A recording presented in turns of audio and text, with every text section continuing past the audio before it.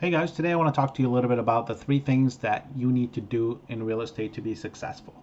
Okay, my name is Hani Faraj. I'm a real estate agent and a team leader here in the Greater Vancouver Real Estate Board.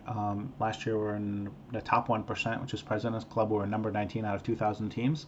And here I am. A couple of tips. These are very short and sweet. Number one is you need leads.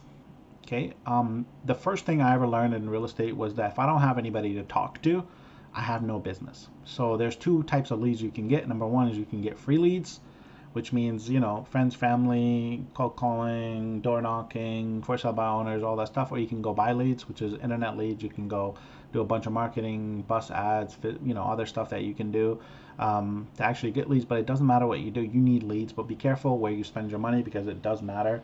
It depends on what kind of lead you get. You can get leads that close within 6 months. You can have leads that close within 26 months. So be careful with that one. Okay, now that you have leads and you have people to talk to, the second thing is you need systems. What that means is I have a system, meaning a checklist or whatever you want to call it.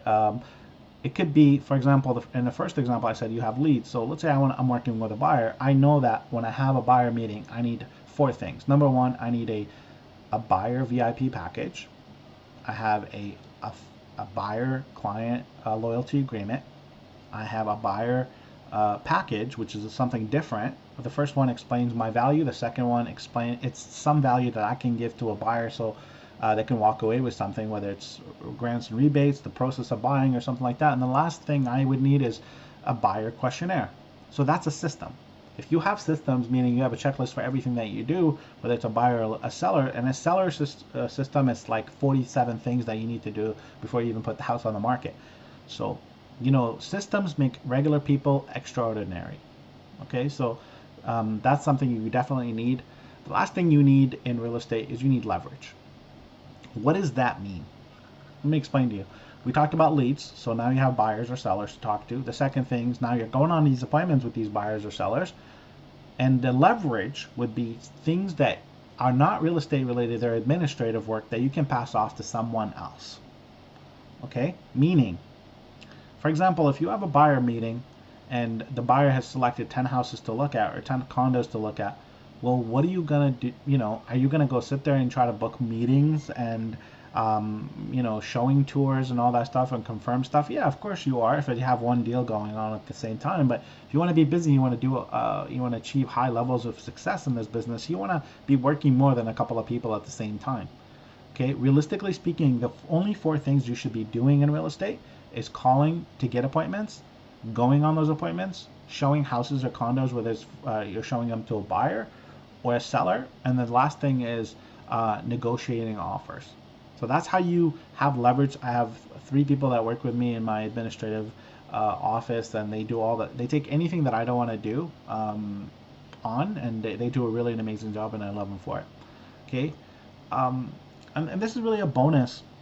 I want to talk a little bit about time. Time is something that's really important. Isn't it funny that there's some people in this business, in the same market that we're in, you'll see two people in the same office, maybe even on the same team. And these people, some of them, they're doing 10, 20 deals or 40 deals. And then some of them are doing 8 deals a year. Isn't that funny? It's all about how they use your time. So the thing is, that's where, be careful how you spend your time and who you spend your time with and what you spend your time doing. So I have a lot of people that come to me and they're like, I'm doing social media, I'm doing this, I have so many followers. And I ask them, like, how many deals have you done last year? And they kind of sheepishly say, well, I haven't done that many. Or I've done millions. What you want to do is spend your time properly, I guess. And I want to tell you a little bit about myself. Basically, I started in real estate in 2014. In the first year, basically, I didn't do that much. I tried to do all the free stuff. So for sale by owners, expires, all that good stuff. I cold called neighborhoods. I got hung up on hundreds of times. And, eventually I figured out what to do, how to do it, and how to be effective in this business. And I got an administrator, and then my life completely changed.